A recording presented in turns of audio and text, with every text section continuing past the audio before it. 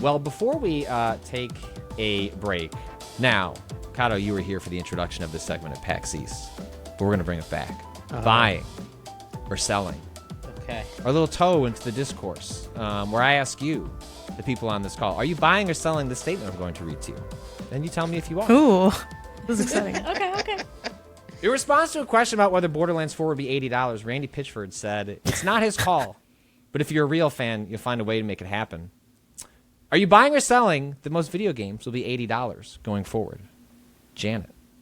Ooh. Are you buying or selling? This is so tough. I think, oh man, am I buying or selling? Most. So the majority. Yeah. The majority? I'm selling for the Switch 2 like pseudo generation, but I think by next gen we'll be there. I think we'll see games that are $80 for sure, but most I think they're going to take their time a little bit with most. I don't think they're going to be like, and now it's all 80. I think they're going to have to slow on ramp.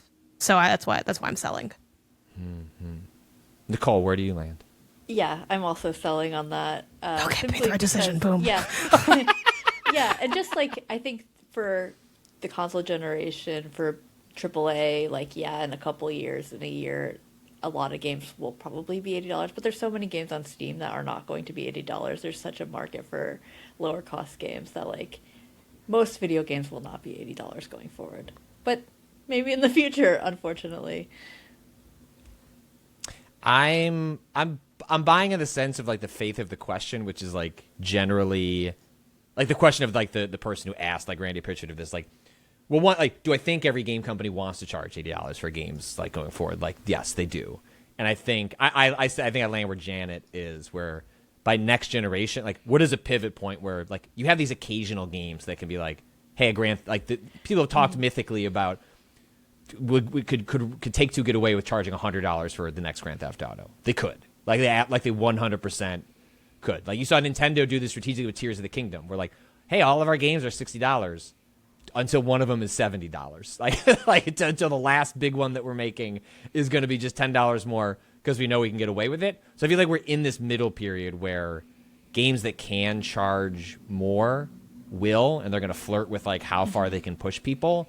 And then at some point, there's going to be like a switch that gets pulled. And maybe that is the platform switch. Like when the PlayStation 6 comes around, that is the moment where it's like, all right, now we all get to do this together, and nobody can get mad at any individual because we're all making our games more expensive. What was the wording on the question again? For me, it was, games? are you buying or selling the most video games will be $80 going forward? Yeah.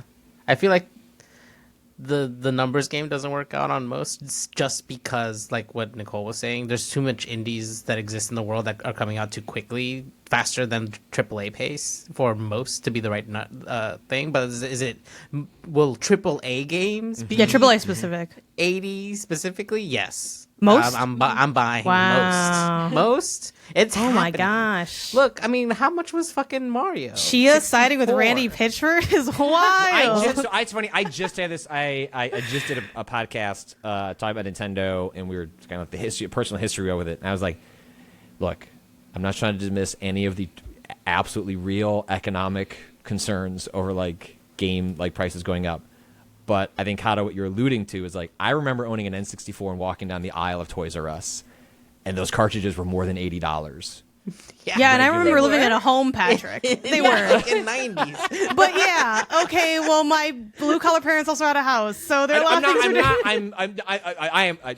Be clear, I am not defending it. The way this is going to be happening is pointing towards, like, using cynical reasons to get there. Like, but, like, if you didn't live through that period, it was like, oh man, like, because N64 cartridges were like this is why some of the game key card stuff is happening with Switch 2. Is like the rumor on the street is like Nintendo's being limiting on cartridge manufacturing, which is just forcing publishers to kind of pick and choose like what they can and can't fit on one, because the manufacturing costs are high. And on the N64, it's like you were paying more for a cartridge that, like, so like the price went up. You could see like, oh, game bigger, like cost more as you walk down the aisle of the Toys R Us. So these were $80. So like I'm probably the same age as you, but I only rented games from Blockbuster. So like I Right. had no. So they Well, were that's $80. why. They were $80. Yeah, that's why. Yeah, Yeah. Oh my god. This is why my parents And would a never lot of the buy them, games or, were like, not they even could be. good, which is like, Or even, and then some of them were $60, but $60 in 1998 is a ton of money now, right? Like Also, just by though, inflation. renting Like, at the buying Blockbuster, power- that wasn't cheap either. But you know, I feel like a lot of people have nostalgia It for was renting at cheaper Blockbuster. than- You're dropping like Yeah. $7 to $10 on these rentals. I am going Yeah. to read from a Toys R Us advertisement from 1996. I will go ahead and I will put this into our group. There's a chat button in the corner. Oh, there is. I wish never used Riverside, this. please let people click on links. They probably don't because then it's messes There's a up the way. recording. or Someone something. linked something the other day. Rob linked something and it worked. I don't Okay, we'll understand look why into it this. works sometimes Oh my versus God. So this is a Toys R Us ad from 1996. It's got an N64 and a PlayStation on it. We'll link to this in the show notes. And like, here are the prices for like on the PlayStation side, you have NBA Shootout 97, $40. NHL 97, $50. Twisted Metal 2, $40. Soul Blade, $50. Die Hard Trilogy. Because Die Hard Trilogy, that's 3 games. Die Hard Actually, Trilogy. that game was fucking awesome. Like, Die Hard Yeah, Trilogy yeah. was a sick game. $55. Independence Day, $55. That was not a particularly good game. On the N64 side, Blast Corps, $60. Mario Kart 64, $60. Mario 64, $60. Wave Race 64, $65. Star Wars Shadows of the Empire, $70.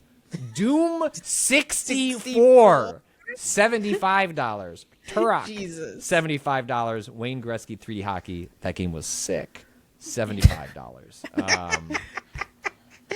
Now that's a $75 game. Yes. Yeah. Yes. Yes. It was bad. It was bad out there. And so, again, not to, but it's just easy to sort of forget. Like, again, but that was also the reason they were bigger was not because of the budgets. It was because Nintendo made a terrible mistake in choosing to continue to manufacture cartridges for the N64. Right. Like, that was their critical error and why those prices were so much more expensive. But like the market bore it at the time when those were higher prices. Like people still played Mario Yeah. 64 even though it was $10 more than the PlayStation games, right? And it's more expensive to make games, especially specifically AAA games now than ever. Teams are bigger. There are more people to pay. There's more need for support studios. It's just inevitable that it's going to go up, and like in 2 years I could easily see it's like 80 is the new price. Yeah. Like, as early as that, honestly, it feels like it's starting to ramp up to 70 already, where like 70 is probably normal by next year, and then 80 the year after doesn't. Especially given the way that the fucking economy in the United States is headed right now, it doesn't feel like it's not gonna.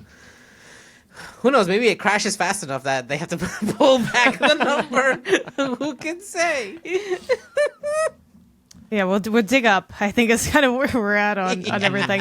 I think the other aspect too, because people often draw the like, oh, and a million years ago it was $80, and that's actually like 100 and whatever. But also there were like not that many games. Like there just were, and like I think both now and then there were like justifications for like why it cost that much and like things that made like kind of sense at the time.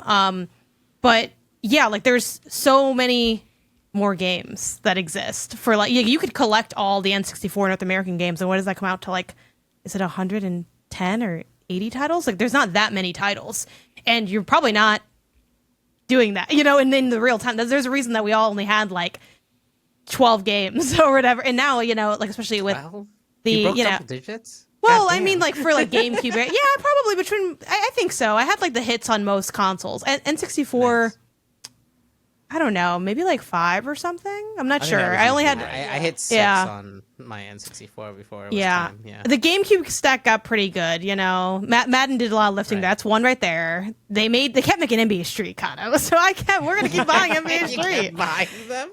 Yeah, if they That's dropped a good NBA one. Street Volume 184 for $80, I'd buy it. You don't even have to send me the You can code. probably find that at the GameStop. And used it's for still much that cheaper, amount of right? money. Is it? NBA Street's not that bad actually. I bought it the other day for like, I forgot how much that was, $10, $20. It wasn't too bad. It was like Volume. It was a home court one that no one really liked that much.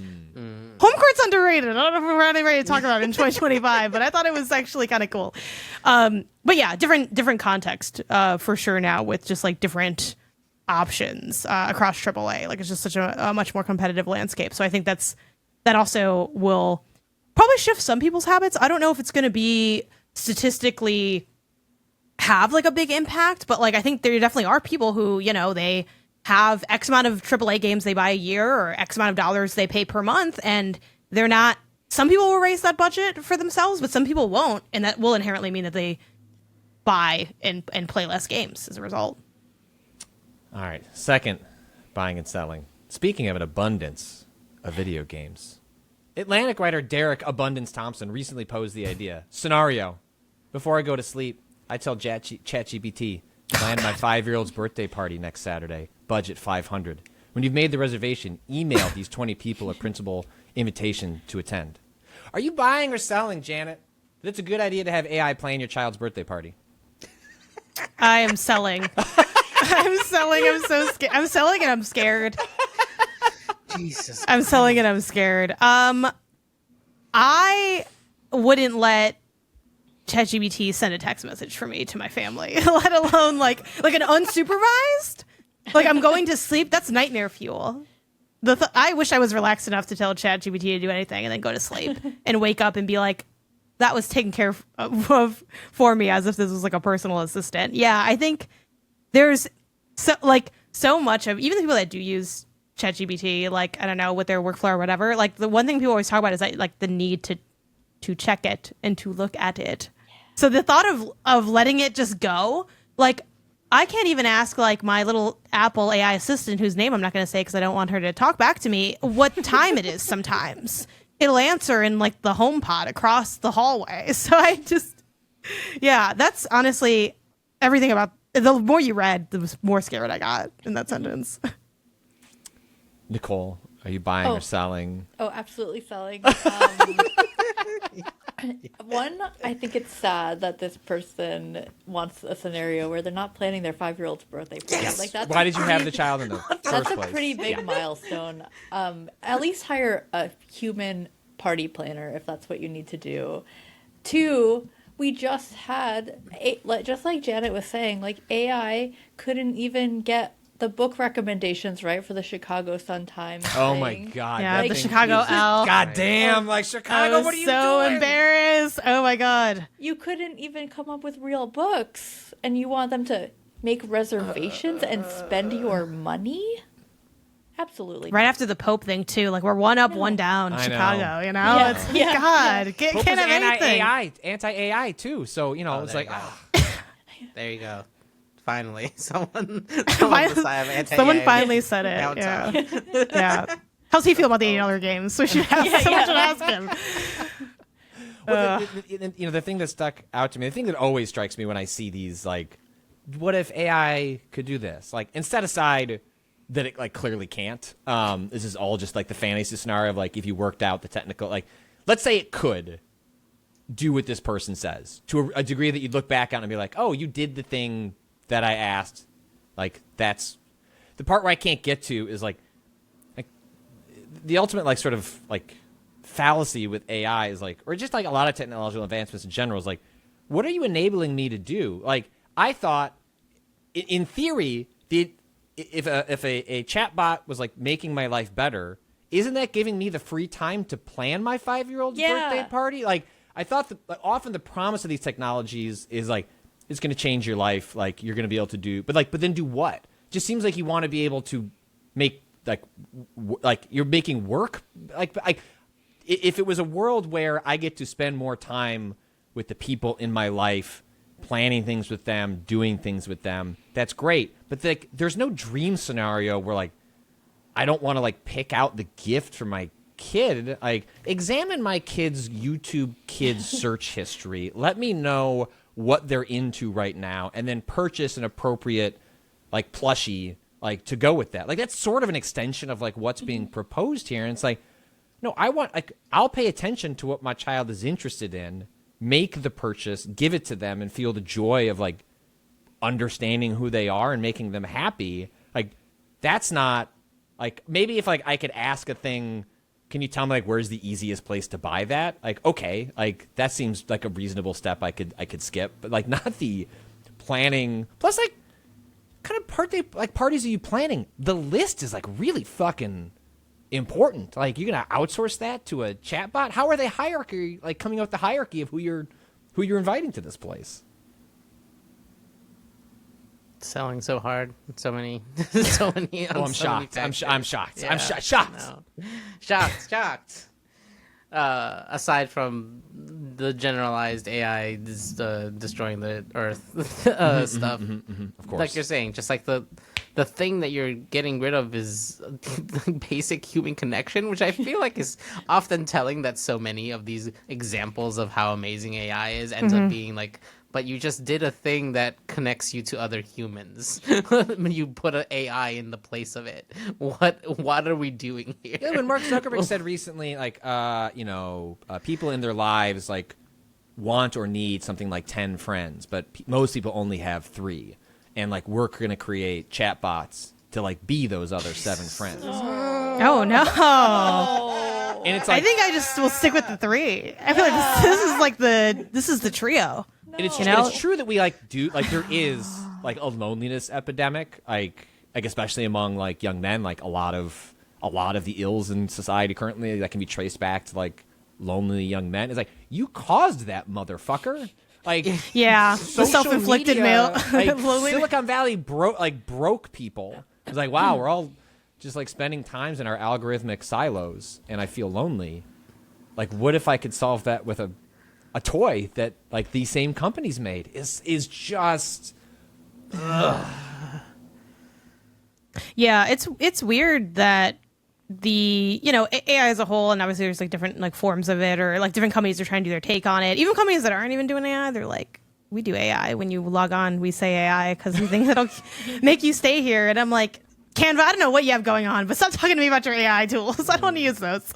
But yeah, like so much of it is, you would think that they'd lean a little bit heavier into the minutia of the day to day, and sometimes the ads do. Like, I know there's like I'm looking at like the Apple Intelligence like writing tools ad. I think that kind of leans a little bit more into, at least you're like doing a task that I guess like maybe you could deem as menial. Though also in even that clip, like the guy is doing nothing. It's like, I feel like when you're slacking off at an office job, you should be on like social media. Maybe you're like checking your emails. Maybe you're watching a movie. Maybe you're listening to a podcast. Like have some fun with it.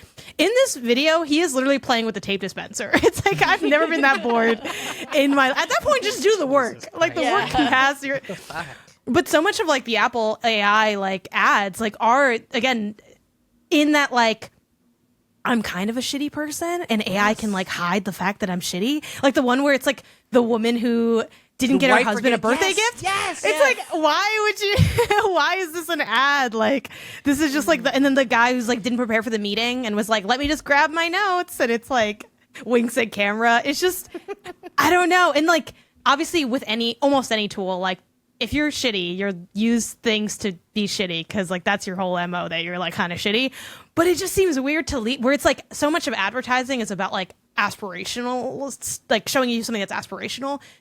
I don't want to be that guy. Like, I hope I'm not that guy. And if I'm that guy, I don't want like who like opts into being that person is like the weird thing with a lot of the AI pushes. So yeah.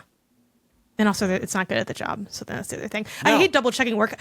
I hate double checking my own work. I don't want to double check the work of a robot because I'm already double checking my own work, and I don't want to anymore. I think part of the thing that you have to remember around AI too is that they're selling the future of it too. It's like, Yes. well, if your only argument is it doesn't do it well, it will do it well eventually, and then we will have won. It's like, no, there's other reasons that AI is fucking bullshit. Aside Yeah. from the like ethical concerns of, stealing and plagiarizing other people's work, and all the environmental concerns of how much water it takes to cool the fucking server rooms that run these things these days on the like super large scale ones like ChatGPT and things like that. Yeah, we have to Always have them works. make you a grocery list. No way ChatGPT is seasoned, okay? They're not adding any Please, seasoning to that damn. grocery list. There's no way. Please, ChatGPT. That chicken's going buy to me be a case bone of dry. water. Oh, I- That- They got you used all the cooking water. plain chicken breast and sea salt, okay? What's what worried me about all the, we didn't get into it, but I can at least touch on it here, is like all the Fortnite, Oh, yeah. Darth Vader. Oh my god, the AI, the stuff. Darth Vader. Well, the thing that spooked about me, there's lots of things that were bad about it, but there were also lots of things that were funny about it. Let's try to make Darth Vader say a slur. And they did, and that is funny, but the most insidious part about it, it was the better, I'm not like, it was the better, like, to an average person, if like Yeah. that was their interaction with AI, like, oh, this seems pretty cool, like this seems pretty, like, neat. Yeah. There's all like sorts of problems with it, but when I was seeing the articles that were correctly pointing out like they made Darth Vader like say a slur or say like the Spanish language is only for like for villain for villains. Okay, like we should all point that out, and that's interesting. And that's it's interesting what players are doing with it, but it also in many ways ends up being sort of like an like. It's smuggling AI into the culture in a way that I feel like we could look back. It's like, oh, like Darth Vader, that was like a real tipping point where it's like, oh, like, we see dipshits out here saying, maybe it'll like, can I use it to plan my 5-year-old's birthday party? It's like, all right, well, nobody's going to do that. But is it very easy to imagine in 5 years you look back and things like the Darth Vader stuff are everywhere and then become ubiquitous in a way that we're not calling out? Like, oh, Darth Vader, like AI Darth Vader was added to Fortnite. It's like, oh, no, like there are just different characters you can talk to, and you take that stuff for granted, and then that's the slow creep of accepting, like, that sort of stuff into our lives. That's my worry, like with all that Darth Vader stuff, was like, oh, this is how it actually It's not Mark Zuckerberg being a weirdo. It's this. And Yeah. I mean, I think games definitely like are not like number one target sounds very dramatic, like that's to say for anything, but I mean like the use cases I think are a little bit more easily like conceptualized. Here's a story I never told. I was at a gaming like convention and I played this game, and then I was like, hey, how'd these responses come to be? And they're like, oh, this is like an AI game. And I'm like, well, you didn't say that when you had me sign up to go play. And it was kind of the classic, like you're talking to like an NPC and they're kind of giving you these responses. But again, we've seen games like this that have existed forever, right? Like that. I mean, even non-video games, right? You have like a little, there's like those Pokemon toys where you can like guess what Pokemon you're thinking of, things like that.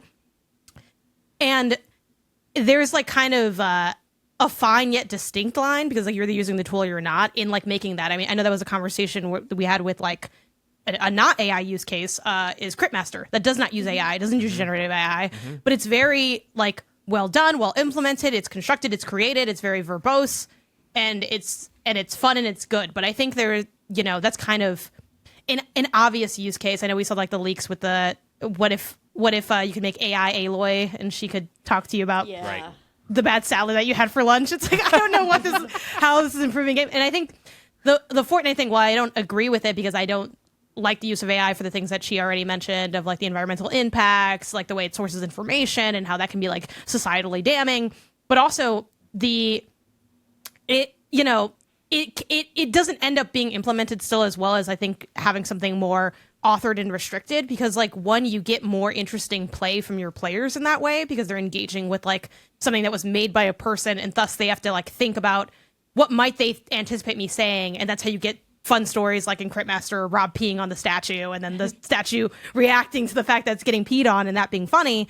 But what you do get is such a widespread thing that you can like quickly have people use it for bad means. And I guess it's like it's a rare case of like player trolling being used for like inadvertent good of like kind of nerfing it or taking it out. But it's like the same thing of like, if you can draw a dick, people are going to make dicks. If you could put an AI thing in a game, people are going to make it say horrible things because like that's part of their fun. And it's also something that's like allowed with like the use case. But I don't know. Fortnite's kind of a mess morally in general, because as much as I think it's a really fun game and actually played it, the other day with some friends on stream over at MinMax, it's not the first like morally weird thing on Fortnite. I mean, what they had that deal with that like, was it Exxon that they had like an advertising deal with like in game or something? Like, am I? Oh, I would like at the believe gas you. station. Yeah. Yeah, and it's like like I don't like, you know what I mean? Like it's like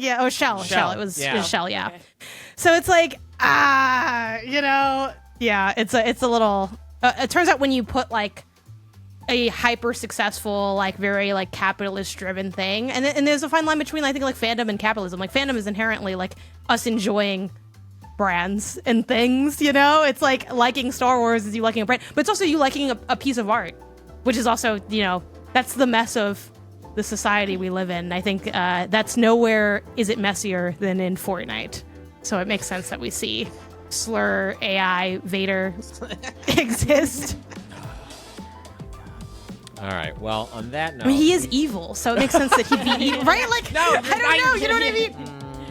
Anakin is a conflicted individual. That's all I'm gonna say. I'm talking about Vader. I'm not talking about Anakin. Okay, there's a That's true, difference. that's true, that's true. Anakin died.